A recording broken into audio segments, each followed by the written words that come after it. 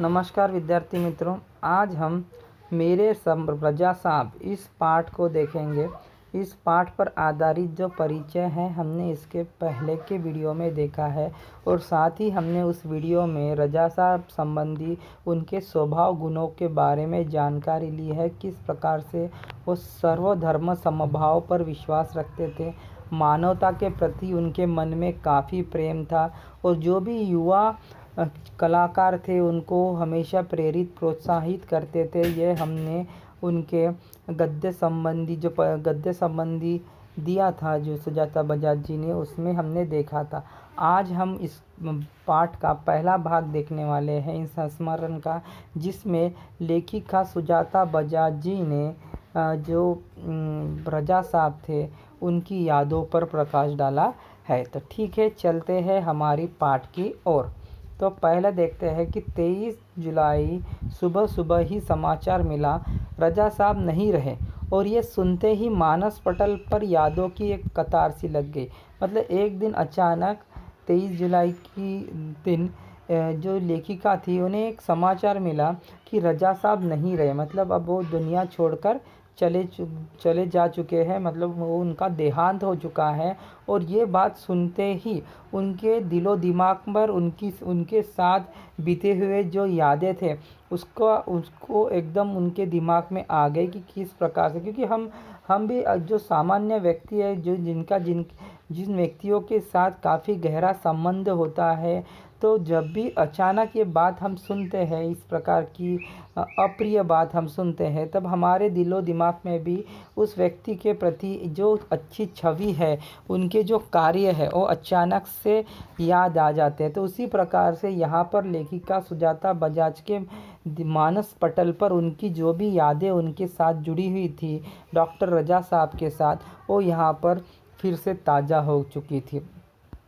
पिछले फरवरी की भी बात है, मैं दिल्ली पहुंची थी अपनी गणपति प्रदर्शनी के लिए। सोच रही थी कि रजा साहब शायद अपनी व्हीलचेयर पर मेरी प्रदर्शनी के उद्घाटन के अवसर पर आ जाए, पर उस रात कुछ अनहोनी सी हुई। मतलब पिछले फरवरी की ही बात है, पिछले साल की, जब लेखिका दिल्ली पहुंची थी अपनी गणपति के प्रदर्शनी के लिए। मतलब आपको पता है कि लेखिका अच्छी पेंटर भी थी, काफ़ी अच्छी मूर्तिकला भी वो जानती थी, कलाकारी जो पेंटिंग्स है वो भी बनाती थी। तो उसी प्रदर्शनी के लिए वो दिल्ली पहुंची थी। सोच रही थी कि वहाँ पर उनकी मुलाकात रजा साहब के साथ हो जाए, जो अपनी व्हील चेयर पर उस दिन उद्घाटन के अवसर पर आ जाए, ऐसी उनकी ख्वाहिश थी। मतलब इतने महान कलाकार से मिलने की उनको एक ख्वाहिश थी, लेकिन उस दिन कुछ ऐसी अनहोनी हुई, मतलब ऐसी एक अप्रिय घटना हुई। उस रात रजा साहब मेरे सपने में आए। क्या हुआ फिर? अप्रिय घटना, मतलब कुछ तो भी ऐसा घटित हुआ कि जिसके बारे में उन्होंने बताया कि उस रात रजा साहब मेरे सपने में आए, मुझे उठाया, हमने बातें की, शो के लिए उन्होंने मुझे शुभकामनाएं दी और कहने लगे सुजाता एक बार मुझसे मिलने आ जाओ। मतलब कभी कभी क्या होता है कि जो घटना होती नहीं है या जो घटना के बारे में हम सोचते अचानक से, वो हमारे दिलो दिमाग में सपने के माध्यम से आती है। तो वही उसी प्रकार की घटना यहाँ पर हुई। अचानक से एक दिन लेखिका ने सपना देखा जिसमें उन्होंने देखा कि रजा साहब उनके सपने में आए हैं। उन्होंने उन्हें उठाया और उनसे बहुत सी बातें की और उन्होंने उनके शो के लिए, मतलब वो जो शो प्रदर्शनी करने वाली थी उनके लिए उन्होंने शुभकामनाएं दी और उनसे मिलने के लिए आने के लिए कहा। अब मैं जाने वाला हूँ, और उन्होंने उस सपने में कहा कि अब मैं जाने वाला हूँ, मतलब अब मैं इस दुनिया को अलविदा कहने वाला हूँ, मतलब इस दुनिया से मेरा अंतिम समय आ चुका है, इस प्रकार से उनका कहना था। इसके बाद तो रुकना मुश्किल था। अब इतना सुनने के बाद, मतलब ये जब दिमाग में आ गया उनके, तो अब लेखिका का रुकना मुश्किल था। अब तो उनको उनसे मिलना ही था। मैं पहुंच गई उनसे मिलने। वे अस्पताल में शून्य की तरह लेटे हुए थे। मैंने उनके हाथों को छुआ। अशून्य की समान, यानी पूरी तरह से निर्जीव पद्धति से वो लेटे हुए थे, और तभी जाकर लेखिका ने उनके हाथों को छुआ। उनका जो संबंध था एक प्रकार से पिता पुत्री के समान भी था, ऐसी माना जा सकता है। सिर्फ सांस चल रही थी, अलविदा कहकर लौट आए।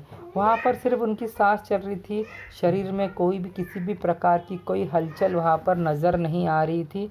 और वहाँ पर उन्होंने उनसे मिलकर काफ़ी दुख में वहाँ से वो उन्हें अलविदा कहकर लौट आए।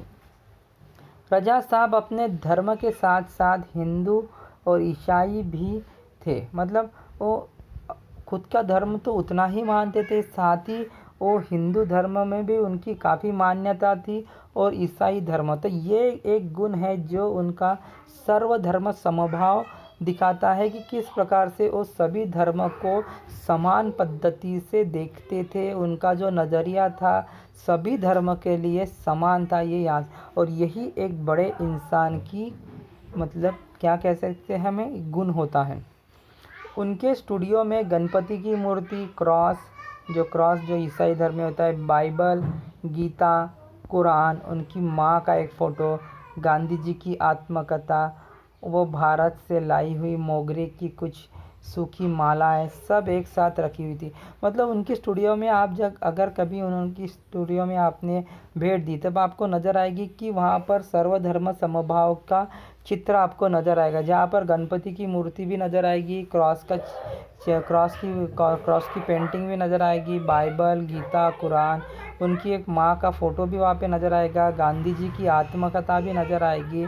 और जब वो भारत से लाई हुई मोगरी की कुछ सूखी मालाएं भी आज तक उन्होंने बड़े जतन करके रखी थी, वो भी वहाँ पर आपको नज़र आएगी। वे गणेश को भी पूजते थे और हर रविवार को सुबह चर्च भी जाते थे। तो देखिए, भले ही वो दूसरे धर्म के थे लेकिन वो गणेश की भी पूजा करते थे, गणपति की भी पूजा करते थे, उन्हें भी आराध्य मानते थे। साथ ही वो हर संडे यानी रविवार को चर्च में भी जाते थे।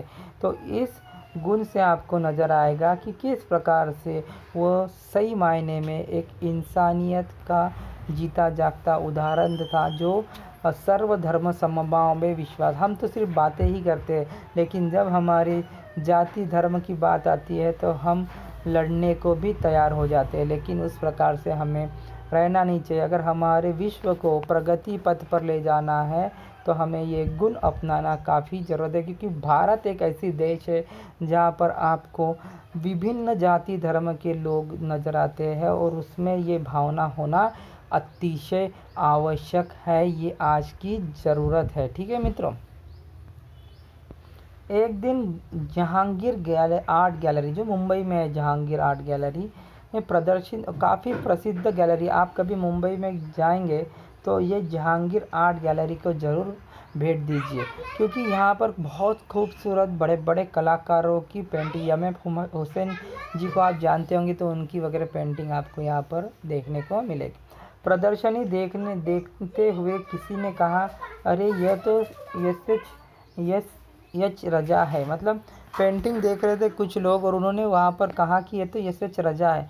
मैं एकदम सावधान हो गई क्योंकि मेरी सूची में उनका भी नाम था, क्योंकि बड़े बड़े कलाकारों की सूची में वहाँ पर लेखिका की सूची में एम.एस. रजा साहब का भी नाम था। मतलब वहाँ पर आने वाले थे, उस प्रदर्शनी को भेंट देकर कलाकारों को प्रोत्साहन देने में उनका भी नाम था। मैंने उनके पास जाकर कहा, सर रजा साहब आपसे बात करनी है।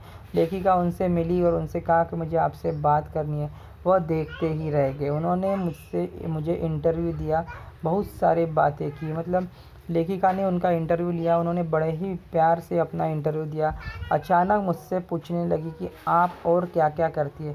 फिर उन्होंने भी लेखिका को पूछा कि आप क्या क्या करती है, तो लेखिका ने जवाब दिया, मैं कलाकार हूँ, पेंट भी करती हूँ। तो उन्होंने कहा कि मैं कलाकार भी हूँ, साथ ही मैं पेंटिंग भी करती हूँ, ऐसी सुजाता बजाज जी ने कहा। वे तुरंत खड़े हो गए और कहने लगे, चलो तुम्हारे काम देखते हैं।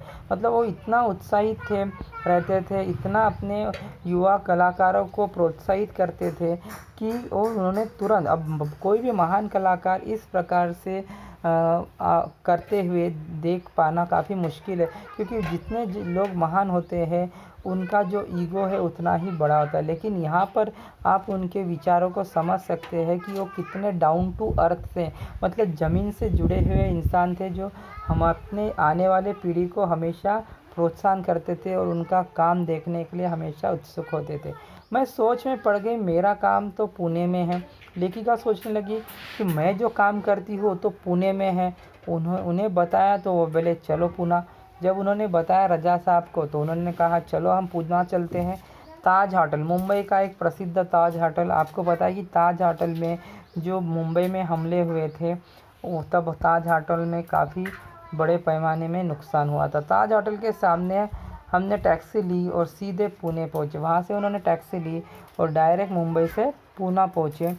उन्होंने मेरा काम देखा और फिर कहा आपको पेरिस आना है। फिर उन्होंने लेखिका का काम देखकर वो काफ़ी प्रभावित हुए, उनके काम और उनकी प्रतिभा देखकर काफ़ी प्रभावित हुए और उन्होंने उनसे कहा कि आपकी प्रतिभा काफ़ी अच्छी है और आपका अगर भविष्य उज्जवल करना है तो आपको फ्रांस में पेरिस में आना होगा। तो इस प्रकार से उन्होंने उनका काम देखते ही उनके अंदर का कलाकार उन्होंने पहचान लिया और उन्होंने पेरिस में आने के लिए उन्होंने न्योता दे दिया। इस प्रकार से के गुण आपको बहुत कम कलाकार में देखने को मिलते हैं। तो ये हमारा आज का पहला भाग है। इस पर आधारित मैं आपको एक टेस्ट देता हूँ जो उसको आपको इस परिच्छेद के आधार पर ही छुड़ाकर देखना है, ठीक है। तो विद्यार्थी मित्रों, ये हैं आज के प्रश्न। तो पहला प्रश्न है, रजा साहब कौन कौन से धर्म को मानते थे। 2 बॉक्स दिए हैं, ये 2 बॉक्स में आपको जो लगता है उत्तर वो परिच्छेद के आधार पर आपको लिखना है। रजा साहब कौन कौन से धर्म को मानते थे, ठीक है। दूसरा, अभी हमने चर्चा की थी उस पर जस्ट, रजा साहब के स्टूडियो में क्या क्या रखा हुआ था, वो प्रत्येक चीज़ों की जानकारी आपको यहाँ पर लिखनी है। उसको डिवाइड करके आपको हर बॉक्स में रजा साहब के स्टूडियो में जो जो चीज़ रखी हुई थी उसके बारे में यहाँ पर जानकारी लिखनी है और जानकारी लिखकर आपको ग्रुप पर शेयर करनी है, ठीक है। आने जो अगला पार्ट है वो हम अगले वीडियो में देखेंगे, ठीक है।